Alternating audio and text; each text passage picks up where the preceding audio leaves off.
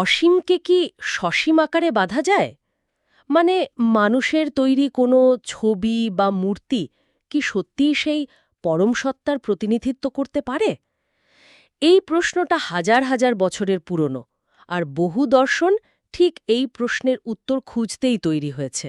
আর মজা ব্যাপার হলো, এই প্রশ্নটা শুধু ধর্ম বা দর্শনের গণ্ডিতে আটকে নেই, এটা মানুষের মনস্তত্ত্বের একেবারে গভীরে চলে যায়। আমরা যা দেখতে পাই না, যা আমাদের ইন্দ্রিয়ের বাইরে, তাকে বোঝার জন্য আমরা সবসময় কোনো না কোনো চেনা আতারের আশ্রয় খুঁজি। কিন্তু সেই আশ্রয় নিতে গিয়ে আমরা কি আসল জিনিসটাকেই ছোট করে ফেলছি? এইটাই হলো আসল ধাঁধা। আর ঠিক এই ধাঁধাটাই আজকের আলোচনার কেন্দ্রে। আমাদের হাতে the finite lens, refuting the image of the infinite নামের একটি লেখার কিছু নির্বাচিত অংশ আছে। আমরা এই লেখাটার উপর ভিত্তি করে ঈশ্বরের নিরাকার ধারণার পেছনের যুক্তিগুলোকে বোঝার চেষ্টা করব। শুরুতেই একটা কথা পরিষ্কার করে নেওয়া ভালো, আমাদের লক্ষ্য কিন্তু কোনো বিশ্বাস বা প্রথাকে ছোট করা নয়। একদমই না। আমরা শুধু এই লেখার ভেতরের মূল যুক্তিটাকে কাটাছেঁড়া করে দেখতে চাই। ঠিক, আমাদের উদ্দেশ্য হল ঈশ্বরের প্রতিচ্ছবি তৈরির বিরুদ্ধে যে দার্শনিক যুক্তিগুলো আছে সেগুলোর গভীরে যাওয়া, দেখা যে এই চিন্তার ভিত্তিটা কতটা শক্ত। বেশ, তাহলে মূল আলোচনায় ঢোকা যাক। উৎসের সবচেয়ে প্রথম আর সম্ভবত সবচেয়ে শক্তিশালী যুক্তিটা দিয়েই শুরু করি। লেখাটাতে খুব সহজভাবে বলা হয়েছে, ঈশ্বর নিজে কখনো বলেননি তার কোনো প্রতিচ্ছবি বানাতে। হুম। তাহলে স্বাভাবিকভাবেই প্রশ্ন ওঠে, যে কাজটা ঈশ্বর নিজে করতে বলেননি, সেটা করে মানুষ কি তার মর্যাদা বাড়াচ্ছে নাকি কমাচ্ছে? এখানেই যুক্তির মূল ধারটা লুকিয়ে আছে। উৎস অনুযায়ী, যেহেতু এই কাজটি ঈশ্বরের আদেশ থেকে আসছে না, তাই এটা পুরোপুরি মানুষের উদ্যোগ।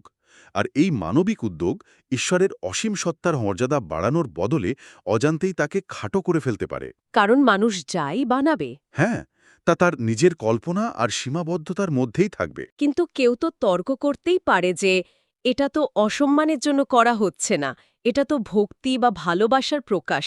আমরা যেমন কোনো মহান নেতা বা প্রিয়জনের মূর্তি বানাই, এটাও তো সেরকমই একটা শ্রদ্ধার নিদর্শন হতে পারে। উৎস কি এই দৃষ্টিভঙ্গিটাকে একেবারেই উড়িয়ে দিচ্ছে? খুব ভালো পয়েন্ট। উৎস এই পার্থক্যটাকেই তুলে ধরেছে। একজন মহান নেতা বা প্রিয়জন ছিলেন সসীম মানুষ। তারা এই পৃথিবীতেই ছিলেন, তাদের একটা আকার ছিল। তাই তাদের মূর্তি বানালে সেটা তাদের বাস্তবতারই একটা প্রতিফলন হয়। আচ্ছা। কিন্তু ঈশ্বরের ধারণাটাই হল তিনি অসীম এবং অশারীরিক। তাই তার ক্ষেত্রে মানুষের মতো সসীম কোনো আকার আরোপ করাটাকেই উৎস একটি বড় ধরনের ধারণাগত ভুল বা কনসেপচুয়াল এরর হিসেবে দেখছে। তার মানে বিষয়টা বেশ অদ্ভুত, তাই না? মানুষ চূড়ান্ত ভক্তি দেখাতে গিয়ে এমন একটা কাজ করে বসছে, যা উৎসের মতে সেই ভক্তির পাত্রকেই ছোট করে ফেলছে। এটা তো একটা বিরাট প্যারাডক্স। হ্যাঁ, এটাই সেই গভীর প্যারাডক্স।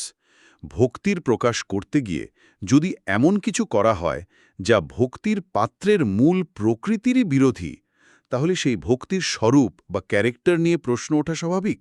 আর এই প্রশ্নটা তো নতুন নয়। ঠিক তাই, আমারও এই মনে হচ্ছিল। এই নিরাকারবাদের ধারণাটা তো হঠাৎ করে আসেনি। উৎস নিশ্চয়ই বলছে যে এই চিন্তাটা অনেক পুরনো, বিভিন্ন সংস্কৃতিতেই এর খোঁজ পাওয়া যায়। অবশ্যই, উৎস অনুযায়ী এই ধারণাটি কোনো একটি নির্দিষ্ট ধর্মের সম্পত্তি নয়। যেমন উপনিষদের দর্শনে নির্গুণ ব্রহ্মর কথা বলা আছে, যার মানে হল এমন এক পরম সত্তা যার কোনো গুণ বা আকার নেই, তিনি সব বর্ণনার ঊর্ধ্বে। ইসলামের তাওহীদ বা কঠোর একেশ্বরবাদের মূল কথাও তো এটাই, তাই না? একদম। সেখানে ঈশ্বরের কোনো রকম প্রতিমূর্তি তৈরির ওপর কঠোর নিষেধাজ্ঞা আছে। একদম। একইভাবে ইহুদি ধর্মেও ঈশ্বরের প্রতিচ্ছবি বানানো কঠোরভাবে নিষিদ্ধ। কিন্তু সবচেয়ে আকর্ষণীয় বিষয় হল, এই একই চিন্তার ধারা হিন্দু দর্শনের ভেতরেও খুব শক্তিশালীভাবে উপস্থিত। যেমন যেমন আদি শঙ্করাচার্যের অদ্বৈত বেদান্ত, সেখানেও চূড়ান্ত সত্যকে নিরাকার ব্রহ্ম হিসেবেই দেখা হয়। সুতরাং এটা কোনো একক সংস্কৃতি বা ধর্মের ভাবনা নয়, বরং মানব ইতিহাসের বিভিন্ন পর্যায়ে জ্ঞানী ব্যক্তিরা স্বাধীনভাবেই এই সিদ্ধান্তে পৌঁছেছেন। চলুন উপনিষদের ওই ভাবনাটা নিয়ে আরেকটু কথা বলি। উৎসে একটা অসাধারণ উক্তি তুলে ধরা হয়েছে, যাকে চোখে দেখা যায় সে ব্রহ্ম নয়। এই কথাটা শুনতে সহজ লাগলেও এর ভেতরের অর্থটা তো বিশাল। এটা তো এক কথায় আমাদের দেখা, শোনা, ছোঁয়ার জগৎটাকেই পরম সত্যের বাইরে রেখে দিচ্ছে? ঠিক ধরেছেন। এর তাৎপর্য অসাধারণ। আমাদের ইন্দ্রিয়গুলো, চোখ, কান, নাক, এগুলো সবই সসীম। তাদের একটা নির্দিষ্ট ক্ষমতা আছে। তারা শুধু ভৌত জগতের জিনিসপত্রই বুঝতে পারে। এই উক্তিটা বলছে, যা কিছু আমাদের এই সসীম ইন্দ্রিয়ের আওতায় আসে, তা সেই অসীম সত্তা হতেই পারে না। কারণ অসীমকে সসীম যন্ত্র দিয়ে মাপা যায় না। সত্তার প্রতীক বানাচ্ছেন যিনি স্থানকালের ঊর্ধ্বে। হ্যাঁ, এবং এটা অসীমকে একটা সসীম বস্তুর মধ্যে জোর করে আবদ্ধ করার চেষ্টা। একটা পাথর বা ধাতুর মূর্তির একটা নির্দিষ্ট ওজন আছে, একটা নির্দিষ্ট আকার আছে, সেটা একটা নির্দিষ্ট জায়গায় রাখা থাকে। কিন্তু ঈশ্বরের ধারণা তো এগুলোর কোনোটা দিয়েই বাধা যায় না। তাই দার্শনিক দিক থেকে দেখলে প্রতিচ্ছবি তৈরি করাটা একটা স্ববিরোধী কাজ। বেশ, যুক্তিগুলো খুবই শক্তিশালী। কিন্তু এখানেই আমার মনে সবচেয়ে বড় প্রশ্নটা আসছে। যদি নিরাকারবাদের যুক্তি এতই অকাট্য আর সার্বজনীন হয়, তাহলে পৃথিবীর এত বড় বড় সংস্কৃতিতে, বিশেষ করে হিন্দু ধর্মের মতো প্রাচীন ও গভীর একটি সমাজে, মূর্তিপূজা বা প্রতিচ্ছবির ব্যবহার এত ব্যাপক কেন? এই বাস্তবতাকে তো অস্বীকার করা যায় না। খুবই গুরুত্বপূর্ণ প্রশ্ন, এবং উৎস এই বাস্তবতাকে এড়িয়ে যায়নি। উৎসের ব্যাখ্যা অনুযায়ী এর কারণটা ঈশ্বরীয় নির্দেশে নয়, বরং পুরোপুরি মানবিককে নিহিত। এর পেছনে বেশ কয়েকটি গভীর মনস্তাত্ত্বিক ও সামাজিক কারণ রয়েছে। যেমন উৎসে মানসিক দুর্বলতার কথা বলা হয়েছে। কিন্তু দুর্বলতা শব্দটা কি একটু বেশি কঠোর শোনায় না? এটা কি এমন হতে পারে না যে মানুষের মস্তিষ্ক এভাবে কাজ করে? আমরা বিমূর্ত ধারণার চেয়ে মূর্ত কিছুকে সহজে আঁকড়ে ধরতে পারি? চমৎকার প্রশ্ন। হ্যাঁ, দুর্বলতা শব্দটা হয়তো একটু জাজমেন্টাল শোনায়। হয়তো মানসিক প্রবণতা বা কগনিটিভ নেসেসিটি বলাটা আরও সঠিক।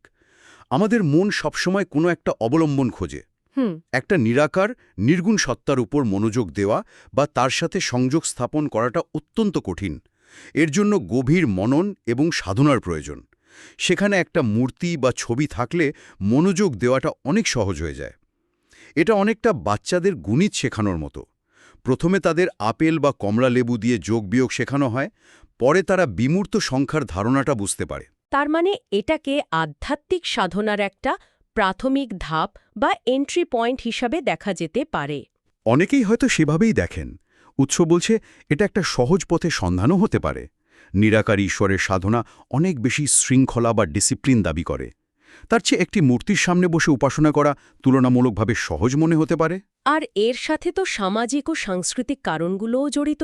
অবশ্যই, সময়ের সাথে সাথে বিভিন্ন লোককথা, রাজারাজরাদের পৃষ্ঠপোষকতা বা সামাজিক প্রথার কারণেও এর ব্যাপক বিস্তার ঘটেছে।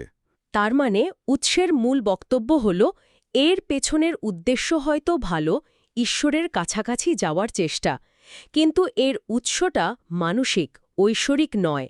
আর এখানেই নিরাকারবাদী দর্শনের সাথে এর মূল সংঘাত। একদম।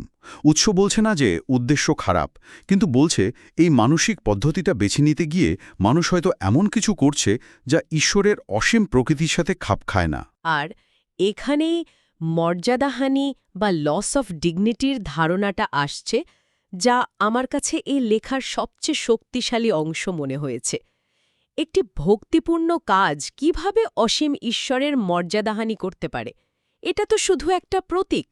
বিষয় তো বৃহত্তর প্রেক্ষাপটে দেখলে যুক্তিটা বেশ পরিষ্কার হয়ে ওঠে। উৎস প্রশ্ন করছে, ঈশ্বর যদি অসীম, অবিনশ্বর এবং অপরিবর্তনীয় এক সত্তা হন, তাহলে মানুষের হাতে তৈরি একটা ভঙ্গুর, পরিবর্তনশীল বস্তু কিভাবে তার যথার্থ প্রতিনিধিত্ব করতে পারে? বুঝলাম। উৎস এখানে কয়েকটি খুব বাস্তব উদাহরণ দিয়েছে, যা বেশ ভাবায়। যেমন একটি প্রতিচ্ছবি বা মূর্তি ভাঙা যায়। একটা হাতুড়ির আঘাতে চুরমার হয়ে যেতে পারে। এর রং পরিবর্তন করা যায়, আজকে সোনালি, কালকে রূপলি। আর সবচেয়ে বড় কথা, এটা কেনাবেচা করা যায়। বাজারে এর একটা দাম ওঠে। ঠিক। এই সমস্ত বৈশিষ্ট্য, ভঙ্গুরতা, পরিবর্তনশীলতা, বাণিজ্যিকরণ, এগুলো সবই সসীম জাগতিক বস্তুর ধর্ম। এগুলো কোনোভাবেই এক অসীম, অপরিবর্তনীয় সত্তার ধারণার সাথে মেলে না। ওর আছে, এটা ভাবলেই তো কেমন অদ্ভুত লাগে। উৎসের মতে এটাই কি মর্যাদাহানির সবচেয়ে বড় উদাহরণ? হ্যাঁ, উৎস ঠিক এই দিকেই ইঙ্গিত করছে। যখন ঈশ্বরের একটি রূপকে পণ্যে পরিণত করা হয়, তখন মানুষ অজান্তেই নিজেকে ঈশ্বরের উপরে বসিয়ে দেয়। কারণ সেই তো ঈশ্বরের রূপকার, সেই তার রূপ ঠিক করছে, তার দাম নির্ধারণ করছে। এই কাজটি ঈশ্বরের অসীমতাকে সম্মান জানানোর বদলে তাকে আমাদের সসীম মানবিক মাপকাঠিতে মাপার একটি চেষ্টা। আর উৎসের যুক্তি অনুযায়ী এটাই চূড়ান্ত মর্যাদাহানি। আমি এখনও একটা বিষয় নিয়ে দ্বিধায় আছি। এতগুলো শক্তিশালী যুক্তির কর্ত মনে হচ্ছে উৎস পরিষ্কারভাবে বলছে যে মূর্তিপূজা একটি ভুল কাজ। তারা কি সরাসরি এই সিদ্ধান্তে আসছে, নাকি এর মধ্যে আরও কোনো সূক্ষ্ম বিষয় আছে? না, উৎস এখানে খুবই সতর্ক এবং ভারসাম্যপূর্ণ একটা অবস্থান নিয়েছে। এটি সরাসরি কাউকে ভুল বা ঠিক বলে দাগিয়ে দিচ্ছে না, বরং এটি দুটি ভিন্ন বাস্তবতাকে পাশাপাশি স্বীকার করছে। আচ্ছা। একদিকে দার্শনিক বিচারে নিরাকারবাদের যুক্তি অত্যন্ত দৃঢ়, কিন্তু অন্যদিকে মানবিক বাস্তবতায় এটা সত্যি যে বহু মানুষের জন্য একটা প্রতীক বা মাধ্যম প্রয়োজন হয়। তাহলে সমস্যাটা ঠিক কোথায় শুরু হয়? মাধ্যম ব্যবহার করা কি সবসময়ই ভুল? উৎসের মতে সমস্যাটা তখনই গভীর হয় যখন মানুষ মাধ্যম আর মূল সত্তার মধ্যে পার্থক্যটা ভুলে যায়, যখন প্রতীকটাই পরম সত্যের জায়গা নিয়ে নেয়, যখন কেউ বলতে শুরু করে এই প্রতিচ্ছবিটাই ঈশ্বর, তখনই গোলমালটা শুরু হয়। ও আচ্ছা। যখন মূর্তিকে ঈশ্বরের সমতুল্য বা স্বয়ং ঈশ্বর ভাবা হয়, তখন মানুষের তৈরি বস্তু ঈশ্বরের স্থান দখল করে নেয়। তার মানে উৎসের মূল বার্তাটা আসলে একটা সতর্ক বার্তা। এটা মাধ্যমকে মাধ্যম হিসেবেই দেখতে বলছে, তাকেই গন্তব্য ভাবতে বারণ করছে। একদম, এটি একটি গভীর সতর্কতা, যেন মানুষের তৈরি কোনো বস্তু, কোনো ধারণা বা কোনো প্রতীক ঈশ্বরের অসীম সত্তার জায়গা দখল না করে ফেলে। তাহলে যদি আমি পুরো আলোচনাটা আমার নিজের মতো করে গুছিয়ে নিই, তাহলে বিষয়টা দাঁড়ায়, প্রথমত, ঈশ্বরের মর্যাদা মানুষের কোনো কাজের ওপর নির্ভরশীল নয়, তা স্বয়ংভূ। দ্বিতীয়ত, মানুষের সসীম কল্পনা দিয়ে অসীমকে বাঁধতে গেলে তার মর্যাদা কমে যাওয়ার ঝুঁকি থাকে। এবং তৃতীয়ত, যেখানে অনেক ধর্মগ্রন্থেই ঈশ্বর নিজেই নিজের প্রতিচ্ছবিহীনতার কথা বলেছেন, সেখানে মানুষের পক্ষ থেকে তার প্রতিচ্ছবি তৈরি করা একটি ঝুঁকিপূর্ণ এবং সম্ভবত ঔদ্ধত্যপূর্ণ কাজ। কিন্তু সবচেয়ে গুরুত্বপূর্ণ বিষয় হল এই অবস্থানটা ধর্মকে অশ্রদ্ধা বা অস্বীকার করা নয়, বরং এটা ঈশ্বরকে আরও বড় করে দেখার একটা চেষ্টা, তাই তো? ঠিক তাই। উৎস অনুযায়ী এটি ঈশ্বরের অসীম মর্যাদা রক্ষা করার একটি গভীর বুদ্ধিবৃত্তিক এবং দার্শনিক প্রচেষ্টা। এটি ঈশ্বরকে সব রকম মানবিক সীমাবদ্ধতা থেকে মুক্ত রাখার একটি প্রয়াস। বলা যেতে পারে এটি আসলে ভক্তিরই একটি ভিন্ন এবং হয়তো আরও গভীর প্রকাশ। এই আলোচনাটা সত্যি ভাবনার অনেক নতুন দরজা খুলে দিল। এটা আমাদের বাধ্য করে আমাদের বিশ্বাস এবং সেগুলোর প্রকাশ পদ্ধতি নিয়ে আরও গভীরভাবে চিন্তা করতে। তাকে বোঝার জন্য আমাদের সসীম সরঞ্জামগুলো সবসময় যথেষ্ট নাও হতে পারে। কখনো কখনো সেরা পথ হল শুধু এটা স্বীকার করে নেওয়া যে সেই সত্তা আমাদের ধারণার অতীত।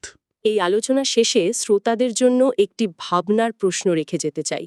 যদি ঈশ্বরের মতো একটি অসীম সত্তাকে বুঝতে গিয়ে মানুষের তৈরি করা ভৌত প্রতিচ্ছবি একটি বাধা হতে পারে, তাহলে আমাদের দৈনন্দিন জীবনে আমরা এমন আর কোন কোন মানসিক প্রতিচ্ছবি বা পূর্বনির্ধারিত ধারণা তৈরি করি, যা আমাদের বিজ্ঞান, দর্শন বা মানবিক সম্পর্কের মতো বিশাল এবং জটিল বিষয়গুলোকে মূল্যভাবে বুঝতে বাধা দেয়?